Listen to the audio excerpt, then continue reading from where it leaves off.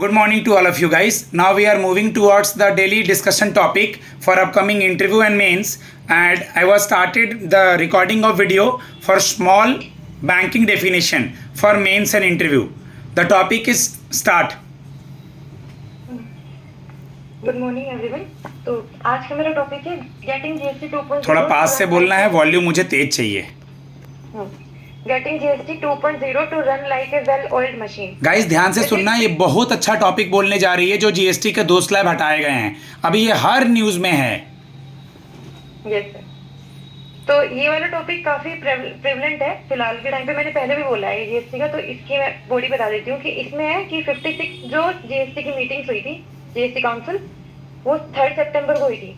तो इसमें डिसाइड किया, जैसे कि यूएस ने टैरिफ लगाया है, 25% किया था, अब 50% कर दिया। इसके बाद आज कल के आर्टिकल में भी था कि यूएस बोल रहे हैं कि रशिया को, मतलब यूएस इंडिया के खिलाफ बोल रहे हैं कि रशिया को हवाला इंडिया दे रहा है क्योंकि उनसे ऑयल वगैरह परचेज करके, तो वो ऐसे ही टैरिफ बढ़ा रहे हैं। तो इसका जो बेसिक है कि जीएसटी को कम किया है, वो बेसिक यही है कि हमारा जो एक्सपोर्ट है ना, वो हो नहीं पा रहा है, एक्सपोर्ट से हमें पैसा नहीं मिल रहा है।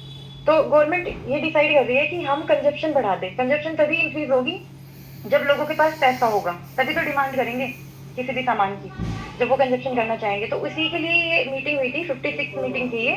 फिर उसके बाद में बिग चेंजेस ये हुए कि पहले 4 स्लैब होती थी जीएसटी की, 5, 18, 12 और 28%। उसमें से अब 5 और 18% रख दिया, और जो मिनिमम चीजें होती है, बेयर मिनिमम जो डेली यूज की होती है, डेली वे में यूज होती है, उनको तो 5% रखा है, कुछ पे तो एकदम नील कर दिया है। और जैसे हॉस्पिटल का खर्चा होता है हेल्थ केयर का, उस पर कुछ पे 5% रखा है। जैसे कुछ ज्यादा महंगी चीजें होती है, जैसे MRI, CCT, HRCT, ये सब कुछ होता है, इन पे सर कुछ रखा है कि 5% तक रखा है, इन पे कुछ थोड़ा सा है हेल्थ केयर के लिए। तो इसमें ऑथर यही कह रहे हैं कि इसका जो मेन है इस टॉपिक का, कि कंजप्शन को हमें इंक्रीज करना है, और हमें इसमें ना कि ऐसा ना हो कि जो होलसेलर है या फिर रिटेलर है उनको फायदा हो जाए जीएसटी का, ऐसा नहीं होना चाहिए।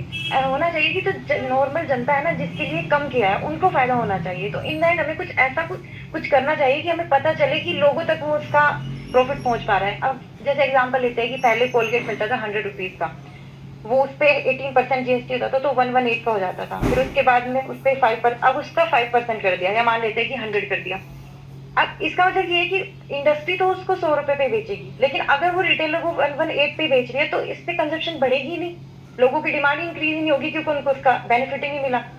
तो इस आर्टिकल में यही है कि जो कन्फेडरेशन ऑफ इंडियन इंडस्ट्री है, उन्होंने भी इसको अपलोड किया है कि जो जीएसटी 2.0 आया है, जो कि सितंबर 22 से लागू होगा, उसका फायदा होगा। ये अच्छी चीज है कि इन्होंने जो मिसेस निर्मला सीतारमन ने जो चेंज किया है जीएसटी के रिफॉर्म्स में, ये अच्छी चीज है। बट इसका ज्यादा फायदा तब होगा जब हम एक ऐसा रिफॉर्म तैयार करें जिससे हमें ये भी पता चले कि ग्राउंड लेवल पे भी इसका बेनिफिट हो रहा है। तो इसका क्रक्स यही था कि हमें कंजप्शन को देखना है और लोगों को देखना है कि वो इससे फायदा ले रहे हैं नहीं ले रहे हैं। बहुत अच्छा एक्सप्लेन किया तुमने। Majorly this step is taken by the current ruling government to give benefits to the common man. Let's see होता क्या है, क्योंकि इसलिए इसका नाम तन्वी ने कैसे स्टार्ट किया गाइस, बोलिए मेरे साथ एक बार। GST 2.0। Yes sir. Okay, good. Manish. Good morning, all of you. My today's topic is based on importing corn from US. तो ये टॉपिक मेनली बता रहा है कि इंडिया यूएस से कॉर्न को इंपोर्ट क्यों नहीं करती है। तो इसमें ये है कि वैसे इंडिया का जो मेज यील्ड है, जो इंडिया का मेज प्रोडक्शन है, वो पुअर है, बट और 4 टन बिलो है, बिलो 4 टन हेक्टेयर, जो वर्ल्ड का एवरेज है वो 6 है। और but India largest self sufficient है इसमें, और समटाइम इवन एक्सपोर्ट मेज mainly for poultry and other livestock feed and human consumption. और मेनली जो ये मेज इंडिया प्रोड्यूस करती है, वो कर रही है एथेनॉल ब्लेंडिंग के लिए। और इंडिया इंक्रीज कर रही है अपना प्रोपोर्शन एथेनॉल मतलब जो बायोफ्यूल, जो क्रॉप्स लाइक शुगर केन और मेज से बनता है, इसको पेट्रोल के साथ मिक्स करके बनाया जाता है। एक ये पार्ट ऑफ क्लीन एनर्जी है। तो इस चीज़ के लिए इंडिया मेनली अभी ये मेज को प्रोड्यूस कर रही है। और जैसे फूड वर्सेस फ्यूल बैलेंस भी है इसमें एक पॉइंट, उसमें ये है कि sugar cane is either use to produce sugar for food और एथेनॉल फॉर फ्यूल। और मेज जो यूज होता है वो या एनिमल फूड के लिए यूज होता है या इथेनॉल के लिए यूज होता है। और जो करंट का जो मेज का सिनेरियो है इंडिया में, वो इंडिया प्रोड्यूस करेगा 50 मिलियन टन मेज, और जिसमें से 10 और 12 मिलियन टन ये एथेनॉल प्रोडक्शन के लिए जाएगा। और और इसमें ये है कि India doesn't import US corn, much of which is, ये जेनेटिकली मॉडिफाइड कॉर्न बनाते हैं यूएस, जो genetically modified corn, but it has allowed only genetically modified cotton cultivation. और जो एक जेनेटिकली मॉडिफाइड ब्रिंजल और मस्टर्ड है, वो अभी इन्वेस्टिगेशन स्टेज में है, इंपोर्ट करने से पहले अभी इन्वेस्टिगेशन स्टेज में है। और इंडिया ने और इसमें ये है कि इंडिया ने इंपोर्ट किया मेज रिसेंट में, और वो मेनली एथेनॉल ब्लेंडिंग के लिए। अभी ओवरऑल मेज इंपोर्ट वर सम 1 मिलियन टन 2024-25 में, जिसमें 60% म्यांमार एंड बाकी 40% यूक्रेन से मंगाया था। और इसमें मेन यही है कि एथेनॉल ब्लेंडिंग के लिए मेन बना रहा है, और इसका कंक्लूजन यही है कि India is scaling up ethanol blending, but it has to carefully manage crop use so that food security isn't compromised. Thank you sir. Good Manish, very good, keep it up. Poonam? Morning. Okay, ठीक है, कोई भी कर लो, अनुष्का और पूनम दो ही लोग हो। Good morning all. Today's my topic is how is the jewelry sector coping with the US tariff.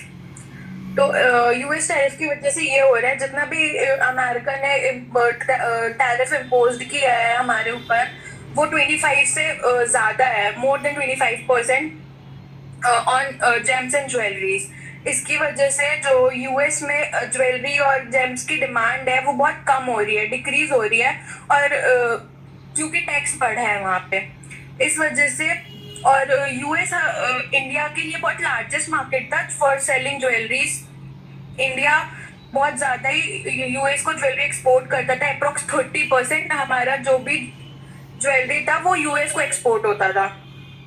अब इस एक्सपोर्ट जब वहाँ पे टैरिफ बढ़ गया है, तो इसकी वजह से the export of jewellery from India to US वो डिक्रीज हो गया है, और वहाँ पे डिमांड कम हो गई। इस वजह से हमारे बहुत सारे ऑर्डर्स कैंसिल भी हो रहे हैं, जिसकी वजह से इंडिया को बहुत ज़्यादा ही लॉस फेस करना पड़ रहा है। इसीलिए अब इंडिया एक नए मार्केट को रिसर्च कर रहा है फॉर द सेम, और वो यूएस से अपना फोकस हटाकर बाकी और towards gulf countries, middle east, southern east Asian और लैटिन अमेरिका की तरफ शिफ्ट कर रहा है। और जो भी इंडिया के एंटरप्रेन्योर्स है, इंडस्ट्रीज बॉडीज है, वो सपोर्ट मांग रही हैं गवर्नमेंट से, जैसे कि हो गया लोन रिलीफ हो गया, रीपेमेंट्स हो गया, फाइनेंस में थोड़ा छूट हो गई, रीइंबर्समेंट हो गया। और अब इंडिया लोकल मार्केट को चेस कर रहा है, इसके लिए वो जीएसटी कम कर रहा है फॉर इंडियन कस्टमर्स, और कस्टम ड्यूटी भी कम कर रहा है, जिससे कि हम इंडिया पे सेल कर सके। बेसिकली इसका कंक्लूजन ये है कि जो ज्वेलरी सेक्टर है स्पेशली इन इंडिया, वो बहुत स्ट्रगल कर रहा है ड्यू टू जो हमारा टैरिफ हाई हुआ है फ्रॉम यूएस। इसकी वजह से बिग एक्सपोर्ट्स में फाइनेंशियल स्ट्रेस बढ़ रहे हैं। तो इसको कोप करने के लिए इंडियन गवर्नमेंट, जो भी एंटरप्रेन्योर्स है वो इंडियन गवर्नमेंट से सपोर्ट चाहते हैं, वो ज़्यादा से ज़्यादा अदर कंट्री और इंडियन मार्केट में अपना प्रोडक्ट सेल करने की सोच रहे हैं, और उसको थोड़ा प्राइस कट और चीपर प्रोडक्ट्स और कॉस्ट कटिंग भी कर रहे हैं। बट ये रिकवरी हमारी ट्रेड नेगोशिएशन, मार्केट डाइवर्सिफिकेशन पे डिपेंड करती है, और इस पे डिपेंड करते हैं कितना जल्दी हमारा सेक्टर वो इस न्यू ग्लोबल ट्रेड को अडॉप्ट करता है। Thank you. Good, very good. Poonam? Good morning. My topic is India and China primary funds for Russian war. Trump at UN general assembly. ये आर्टिकल में यूएस प्रेसिडेंट जो Donald Trump है, उन्होंने UNGA की meeting में क्या बोला है उस पर है। तो यूएस प्रेसिडेंट जो डोनाल्ड ट्रंप है, उन्होंने ट्यूसडे को UN जनरल असेंबली की मीटिंग में बोला कि इंडिया एंड चाइना जो है, यो यूक्रेन का मतलब पर यूक्रेन में जो वॉर चल रहा है उसका प्राइमरी फंड होने का एलिगेशन लगा रही है। उन्होंने बोला कि ये जो देश है वो लगातार तेल खरीद रहे हैं वहां से, रूस से, उसकी वजह से उनको फाइनेंशियल सपोर्ट मिल रहा है और उससे वजह से वो वॉर कंटिन्यू करने के लिए उनको कुछ फंड मिलते जा रहे हैं। तो ट्रम्प ने बोला है कि वो इंडिया क्या रशिया से मतलब ऑयल खरीदने पर रोक लगाने के लिए उन पे स्ट्रॉन्ग टैरिफ लगा रहे हैं, जिससे तैयार है, जिससे कि मतलब ये होगा कि वो उन पे दबाव बनेगा और वो ऑयल नहीं खरीदेंगे उनसे, और इसकी वजह से मतलब वॉर रुक जाएगी। ट्रम्प ने सिर्फ इंडिया और चाइना को ही नहीं बल्कि मतलब और भी जो यूरोपियन कंट्रीज है उन पे भी, मैं यहाँ तक कि जो नाटोज के जो मेंबर कंट्री है उन पे भी मतलब उनकी भी आलोचना की है। उन्होंने कहा है कि जो उनका मतलब एक्सक्लूजन है कि इस देश ने भी मतलब रशिया से एनर्जी एंड गैस की जो खरीदी करती है उसमें कोई कमी नहीं की है। ट्रम्प ने बोला है कि उन्होंने जो भी टैरिफ लगाया है वो तभी स्ट्रांगली मतलब अफेक्ट करेगा जब यूरोपियन कंट्री भी उनका साथ देगी। और वैसे तो चाइना इंडिया के कंपैरिजन में ज़्यादा मतलब चीज़ें इंपोर्ट करता है रशिया से, बट ट्रम्प ने इंडिया पे ही मतलब ये लगाया है, इंडिया को ही टारगेट किया है। उन्होंने इंडिया पे 25% टैरिफ लगाया है, मतलब पेनल्टी टैरिफ लगाया है, और जाकि इंडिया के गुड्स पे डबल मतलब कॉस्ट पे डबल कर दिया जाए। उससे मतलब अब जो यूएन मतलब है यूरोपियन कंट्रीज है वो लास्ट वीक में 19th राउंड सेक्शन अनाउंस किया, बट उन्होंने रूस से मतलब ऑयल लेकर इंडिया या यूएस पे कोई टैरिफ नहीं लगाया। और यूएस ने मतलब इंडिया की कई एंटिटीज पे मतलब रोक लगाई है, जिसमें से स्पेशली ये है नारायणा एनर्जी करके कंपनी है उसके बारे में बोला है। उन्होंने बोला है कि जिसका कंट्रोल रूस की कंपनी रोफनेल्ट के पास है, और ये कंपनी इंडिया के द्वारा रूस में से जो इंपोर्ट होता है ऑयल उसका मतलब रिफाइन करने का एक बड़ा हिस्सा है। ये बात ट्रम्प ने एलिगेशन मतलब की है और को स्ट्रॉन्ग करती है। कंक्लूड और वो करो बेटा। इंडिया रशिया ट्रम्प ने मतलब आगे और भी बोला है कि उन्होंने इंडिया और पाकिस्तान का जो वॉर हुआ उसमें भी उन्होंने रोका है, और भी चीजें जैसे कि मतलब उन्होंने अब तक 7-8 वॉर को रोकी है। तो ये सब पे इंडिया ने भी बोला है कि ऐसा कुछ नहीं है। जो इंडिया और वॉर का जो ऑपरेशन सिंदूर हुआ था उसमें इंडिया और पाकिस्तान ने आपस में ही मतलब करके किया है, कोई देश का ये नहीं था। तो मतलब इसमें बेसिकली यही है कि कैसे ट्रम्प मतलब इंडिया को टारगेट कर रहे हैं, वही है इसका conclusion. Good, very good, very good guys. इससे बहुत बेनिफिट मिलेगा। हम लोगों ने मैथ्स और रीजनिंग का मेंस कर लिया। अभी जैसा हम लोग करना चाहेंगे, या तो होल टेस्ट देंगे या प्रीलिम्स का पजल अभी बात करते हैं, और किसके किसके पास टॉपिक है और नहीं है। गाइस आप लोग चैनल पे बहुत सारी चीज़ें देख रहे हैं, इससे बेनिफिट उठाइए। My number is 7503235358। थैंक्स।